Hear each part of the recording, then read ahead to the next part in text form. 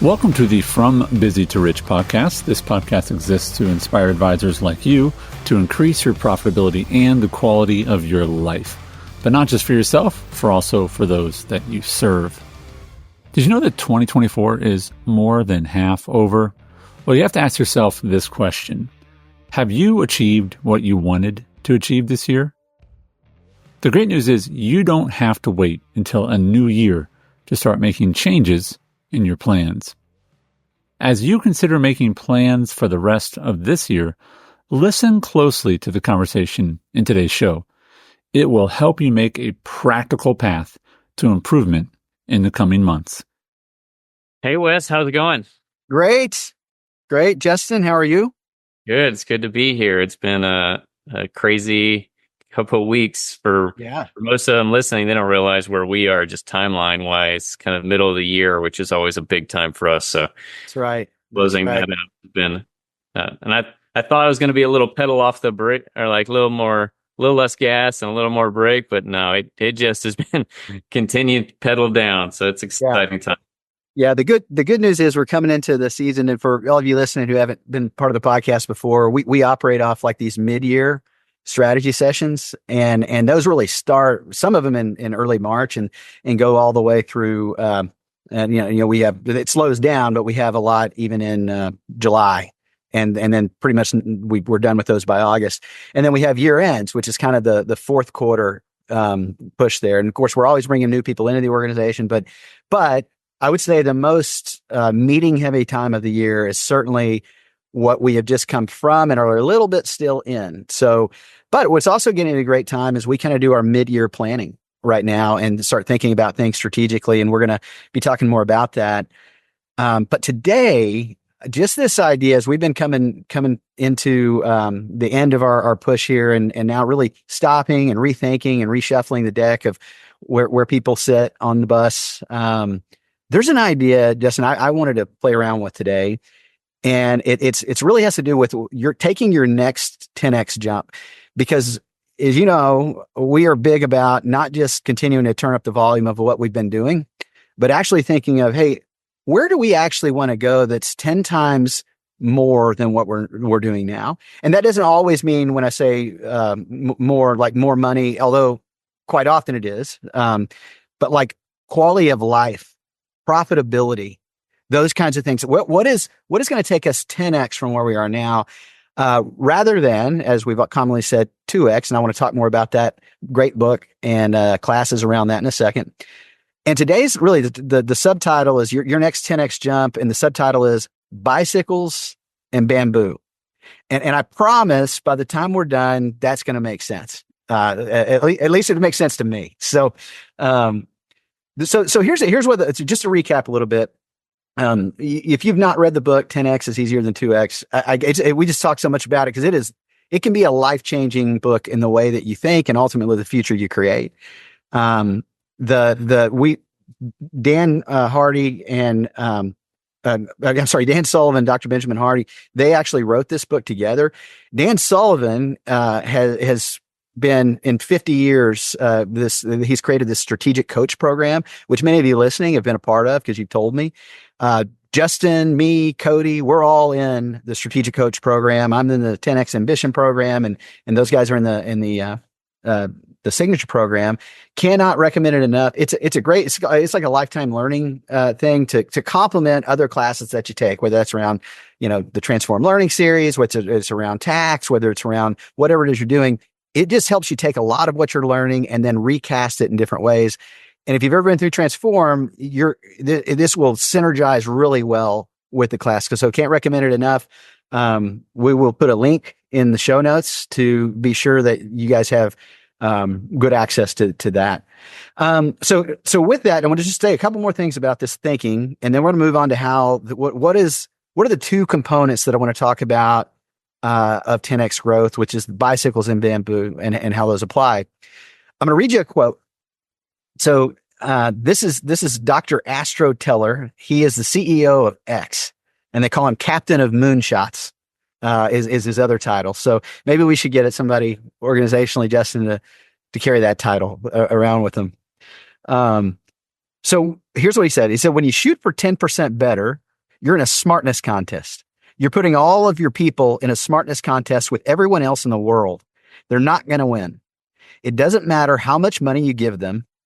If you shoot for 10 times bigger instead of 10% bigger, it's almost never 100 times harder. And the payoff is 100 times.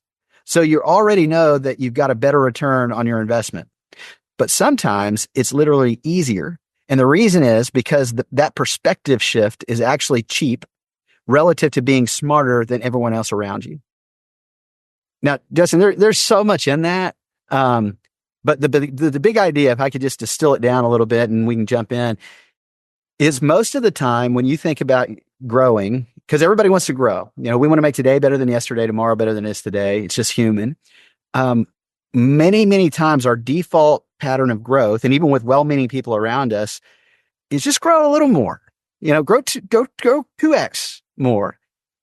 And the problem with that is it leads to this pattern of thinking that says, I just need to do more of what I'm already doing louder and faster. And that never leads. Again, it almost makes you tired to think about it. Like if I go to our team and say, hey, look, guys, how are we going to grow? We're going to do more of what we're already doing, but we're going to do it faster. We're going to do more of it. And they're going, we're running pretty hard as it is. That doesn't sound fun at all. Yeah. That's timely. And I think today's topic is timely. And just what I was referring to, it was pedal down. And I think there are times and seasons when you can do that, but it's a sprint. And anybody that's ever watched, I'm sure there's people on here that do races and marathons. Anyone knows, there are sections that you can sprint, but when you're in a long distance race, this is a lifetime race of development, you can't maintain that tempo. It doesn't happen. I don't care how good of a runner you are. And I'm not a great runner, so I can hold that sprint for a very short period of time. Right. Before it drops off. And I think that's the thing. And I think a lot of times it's the pattern of growth. And to some extent, early in your career, we're going to talk about this. To just do more is not bad advice. It becomes bad advice. It has expiration date on it, right? You buy the milk and at first it was perfect, but you leave it in the fridge too long and it's curdled, right? It is just no longer useful to where you want to go in your future. So there's these two ideas that I want to tear up today. And I want to start with one of the first components of 10x growth is bicycle. And the best analogy I can use for this, the best analogy is this bicycle. Imagine that you start in this business and you have a 1-speed bicycle. You are the engine, right? You're pedaling and you start off and you're pedaling as fast as you can, but it's just slow because you're getting your momentum going. It's awkward. You're getting your balance. It's harder to balance, at first. And then you start going. And you really keep going. And then you got a lot of momentum, a lot of speed. It gets easier at some point to keep things getting a little bit faster until the point that it doesn't.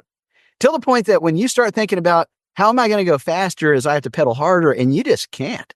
You can no longer pedal any harder because you're going as fast as you can. And this is where one level of 10x growth can be early on in the business. Is when you add, so this is for advice out there for anybody listening that's been pedaling by themselves. You are the team, right? You are it. Is you go from a 1-speed to a 2-speed. You add another gear.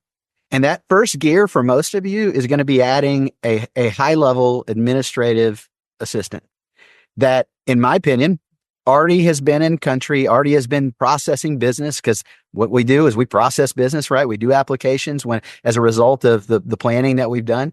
We need fee agreements if you're charging fees right now. We need insurance process. We need AUM accounts set up, money pulled in, things like that.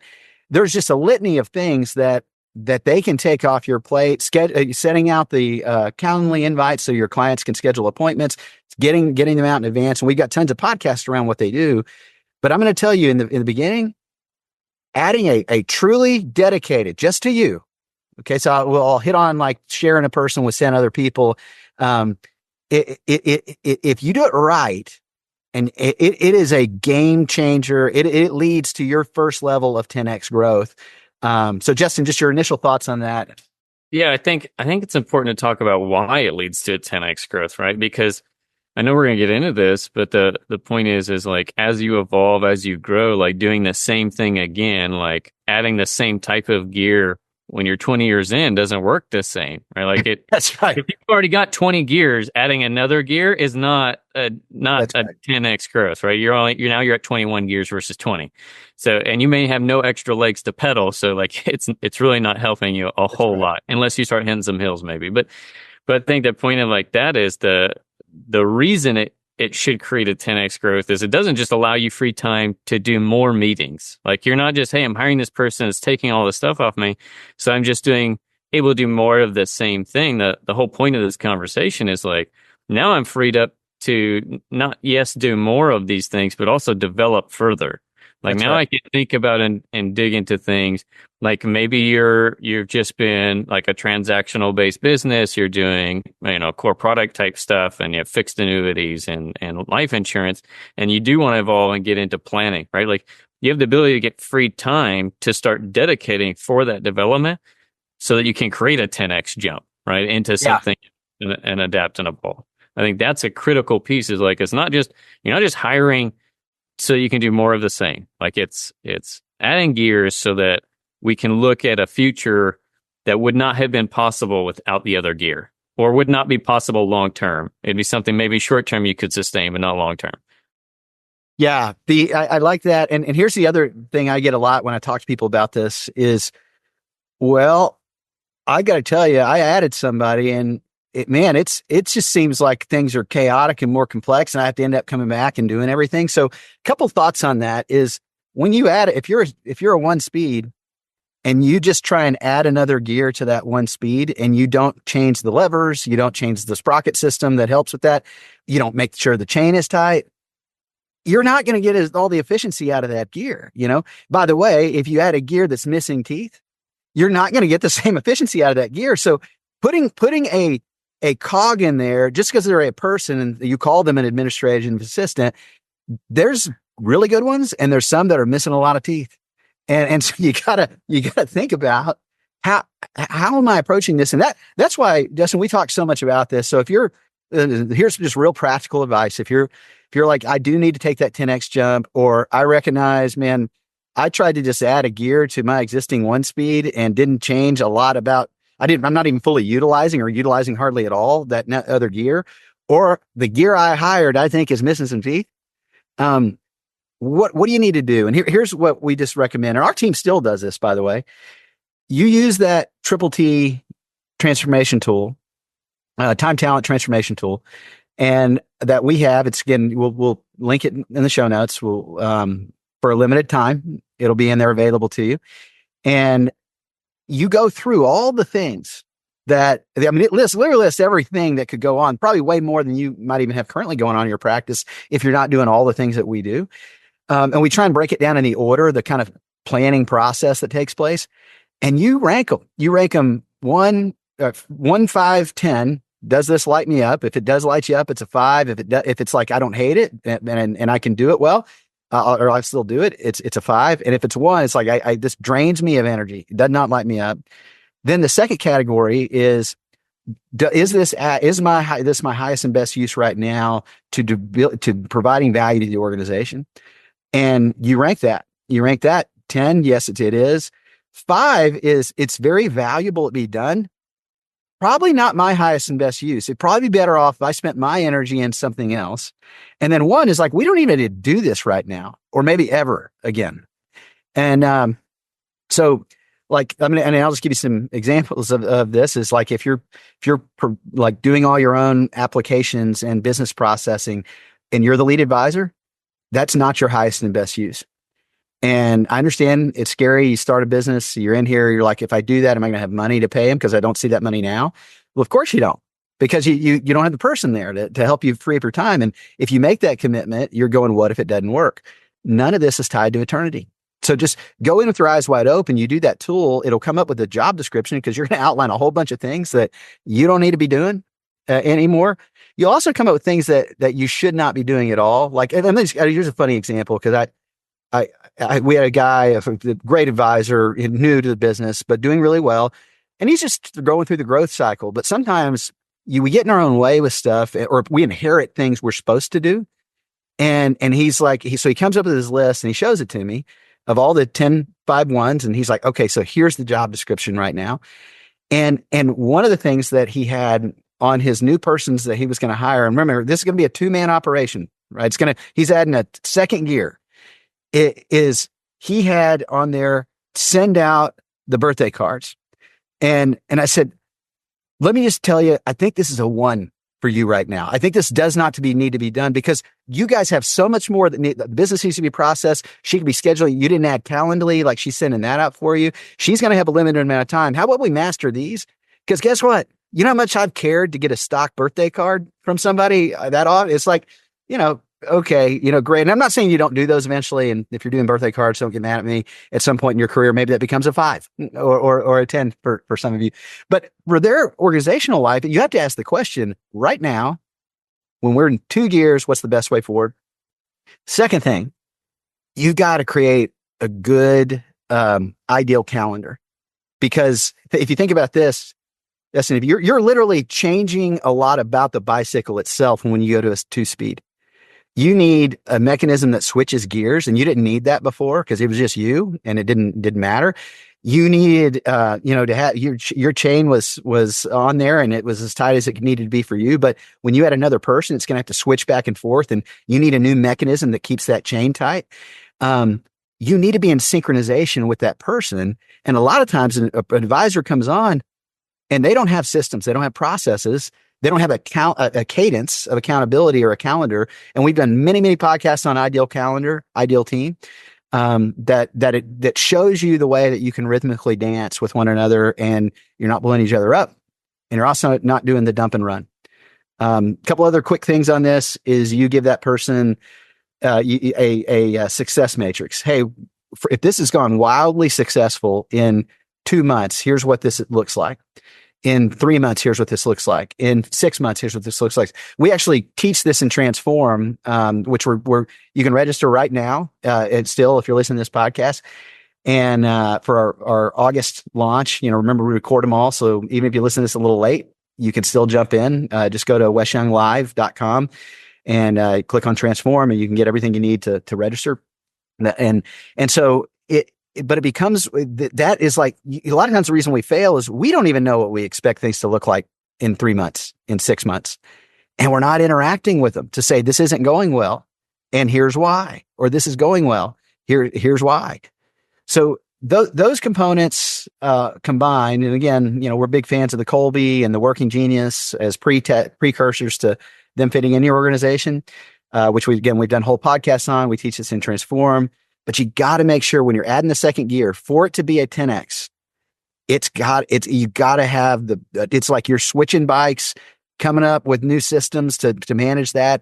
And it does add, especially early on in your career, that 10X growth. So any other thoughts on that, Justin, before we move on? No, it just makes me, another way to think about it reminds me of the first time I rode a tandem bike with my wife, right? Like technically you should have 2 people, right? Like, so you're doubling the power, right? Like doubling, you're able to split the workload and everything else. But starting out, it was terrible. Like we'd been faster walking, let alone riding separate bikes. Cause it was rough. Like the amount of communication and stuff, like when we're stopping to put feet down and like almost over. But man, once we got in that rhythm, we had a clear communication and split responsibilities of who's doing what and knowing like what that looked like. It was super easy. We got to have a wonderful, enjoyable ride. It made the ride up and down the coast super easy because we were splitting that load and able to dramatically increase what we could do versus if we were on, separate bikes or if I was on a bike by myself. But starting out, like we didn't do all that stuff. So it was rough. Right. Right. And that bodes well to a couple things I think of, hey, making sure you're in sync, making sure you got the right second rider back there. Cause if you look back and they're taking their feet off the pedals anytime they can, they're like, I don't have to carry a load. He's not looking back. She's not looking back, So yeah, I think those are great examples. And I think the last thing on that is like, it doesn't matter whether you're like adding gear 2 or if you're further down the track and you are like at the point where you're adding gear 21 and you've got multiple people already and you're looking to advance, it's like the same concepts apply. It's like a clear vision of kind of where we're trying to go. What is that 10X? Yeah. instead of just more and faster. And then what kind of people and structure is going to be required to get there, right? Like you can only go so far and so fast on a bike. Eventually you're going to have to upgrade, like electric or gas power. Yeah. Right? You have to start upping it. And I think that's critical as well. As like, again, what got you to your jump early in your career to go 10x is not going to be the same thing. Like adding one staff member at this point is not going to be a 10x growth for us. Right. Not, I would say not bicycle 10x growth. Yeah. Because here's the other thing. This is where we move on to bamboo. And if bamboo is a tree. And everybody's probably seen it, but there's a crazy thing about bamboo is like it spends like 3 years just mostly with no growth. Like you get these little bamboo shoots that are sprouted up and they keep adding to the shoots, but the shoots really don't grow past a certain point. It just looks like nothing's happening because what's building out is like the root system below. And it's like a community root system, if you will. And it gets to a place where after about 3 years of looking like no progress has been made, the shoots grow, and some species of these things will grow literally almost 3 feet a day. And if you think about that, you could literally watch it grow. It's like a 1.5 inches or so per hour, which is pretty incredible. And they grow to enormous heights and get really big. But there's things when it comes to 10x growth that you have to do that are going to be more like bamboo than bicycle. Because bicycle, when we say bicycle, we're really thinking about those things that it's somewhat fast if done well. To like there are those big upswings, but there are limits to it. And depending on where you're at, sometimes the bicycle-like growth is just not helpful anymore. You can just get like adding that other sprocket is not going to provide immediate growth. But bamboo, the way I think about it, Justin, is we are a great example of that this year. Like I said, this year, we've already midway through the year produced more in revenue and profit than we did the entire year last year. And that's the first time that's ever happened since we've been a mature company. We've always, had some good growth, but what happened is, as I think about that level of growth, we had built out this really great execution team, but most of the client-facing responsibility was me. Most of the it was if we were going to grow, we grew up for a long time. And as I assessed and thought about our next 10x jump, because we could grow 2x just by maybe adding another sprocket in there, but again, the whole team's like tired, and I thought about it, and I'm like, but it's still me, the one that's got to do. If it's all a growth up through one lead advisor, that seems like not a fun thing for me long term. And so we said, well, what if we brought in lead advisor project managers? And that's where first Cody came from, and then ultimately you came from. And the great part about that is it truly was bamboo-like growth. Like the one immediate thing was it added to my own quality of life, because I no longer had to do a lot of things. Because one of you guys was in every one of my meetings, and with existing clients, because you guys were both just way background. You'd both been advisors. You'd both had your own individual practices for a while, and then you chose to do some other stuff, and you were doing it a different way, right? You really didn't know our model and the transform model, but then you found out about it, and you're like, I'd like to be a part of that. That sounds a lot more fun, and it seems like it'd be something long term I would get more excited about. So you guys join, and then you're in my meetings. Two things are occurring. One, you're getting better at our way of doing things, because I would let you guys, hey, you just take this part of the meeting. You walk them through this part of the conversation that I would normally be doing. Second is when we were done with the meeting, you guys did the meeting notes. And there's something about someone that has lead advisor responsibility and can do project management that is really, really critical when you have been the only lead advisor. It's like that first great administrative assistant you hire. When you got it in sync, I mean, it becomes a fun thing, and it just takes mounds of energy that you're probably not best at off your plate. But here's what else happened. And this is like one of the biggest things, because we thought, well, you guys will, you had some clients that you brought in, at the beginning, but just by duration of time you'd been in the business, it was not going to make us 10x better with the clients you brought in.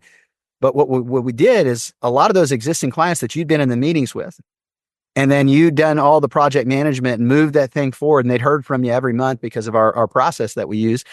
And eventually they heard your voice far more than mine, and you started doing the mid-years without me in them. You started doing the year ends, and Cody was doing the same thing. And so naturally we begin to grow out because I was not the lead advisor on those clients anymore. You guys were. Now we still talk about all our clients together. And if you've listened to any of the other podcasts, we've got a process that we do our planning. We think together. We still will. I'll jump into meetings where we think that it's needed. And then sometimes just jump in for fun to observe and vice versa. Because, all of us, it is nothing like having another educated observer on how to deliver a narrative or technique or interact to say, hey, these are the things you did great.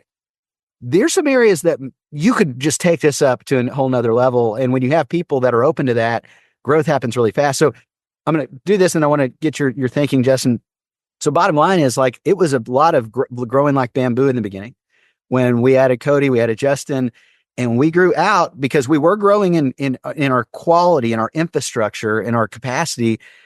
But then when we grew up fast, and it was massive. And this year we'll end up so far ahead of any other year we've ever previously been at. But it wasn't because we did one thing this year. It's because we planted bamboo, 4 years ago, and it's radically altered our ability to get where we want to be. So your thoughts on that stuff, Justin? No, I think it's a critical part about development. Like you have to keep the long-term vision and direction in mind. It's kind of like going to the gym, right? Like it's not fast results. Or maybe you haven't been doing anything and you start out and you get some quick results and you get you start seeing some weight loss. But then after the first couple months, your quote unquote growth, as far as visual growth, slows way down. But what's happening on the other end of it, the stuff that you can't see, is your power, your speed, your development starts getting exponentially better because the foundational stuff that you've been building while you were in less quality shape, right? Is now getting established and you're able to do so much more from a capacity standpoint. And I think that's huge, but it's in our industry, it's one of the hardest. That's probably one of the hard, it's one thing to hire somebody and you can see the immediate return on all right, I've got the ability to go run faster, harder at a minimum, right? I can do that, or I can change my style. But it's really hard to focus on bamboo type development, it is, or spreading roots, because you have to keep the vision in mind. Where are we going and why this is needed? Because to your point, it is the growth above the ground looks slow. Yeah. What's happening underneath is magical. Yeah. Right? You gotta give the magic time to work. That's right. That's right. And I think that's a great analogy for it. And I think that the trickiest thing is using the distinction. Is this going to be bicycle 10x, or is this particular move we're thinking about bamboo 10x? And sometimes you need both. You need to combine those puzzle pieces. I also think you need to ask the question, is this bicycle 2x? Because it's easy to say, well, we're going to hire another person that's going to, be a part of our service department, and you already have a big service department. It's not that one person isn't great and you don't want them or need them. You just understand that that's probably 2x. Now it may be, but maybe you could say, but that's bamboo too, because that person is going to help support this next person. And I don't want to wait to get them in line with our organization. If you have that component coming in, that's a different story. So it's these things, it's a yin and yang, they dance together. And I think it's the collaborative thinking between, is this really a 2x bicycle move? Is it a 2x bamboo move? Sometimes people do things that it's just this is going to take a while to work. And man, it's going to be one of these things that we're just going to keep putting weight behind it. But if it works, is it going to lead to 10x growth, or is it just going to take a long time and it's 2x still, so I mean, think through those things. Use resources around it. Hopefully, this is helpful everybody and wraps language around it. Justin, any other thoughts before we wrap up? No, I think that's great. I think it's good. It really comes back to the intention behind the solution that you're trying to create for the problem, right? Like the problem is you want to grow. And what's the intention behind, like, are you throwing the same solution, like hiring another person, can lead to one or the other, depending on your intention of how you're approaching the solution. Or like if I'm approaching it just so I can keep running and doing more of the same, like, oh, we've got so much service stuff, I need to hire another service person. Like that's 2x versus, yes, they'll help with that, but that will then free us up to do this. And right, looking at the multiplying potential effects. And you've got to be intentional about that. Absolutely. Thanks, Justin. And thanks, everybody, for listening. We're looking forward to those of you who are jumping into the Transform Learning Series with us. If it's still not too late, so get in there, get signed up, and we're going to dive way deeper into all this stuff to get you to your next 10x jump. Have a great day. Well, thank you for listening to today's episode. If you're serious about implementing the changes that Wes and Justin talked about today, if you're really serious, then invest in yourself and your future by going to wesyounglive.com and signing up for the next Transform series. It will change your business, and that will change your life. Thanks for listening.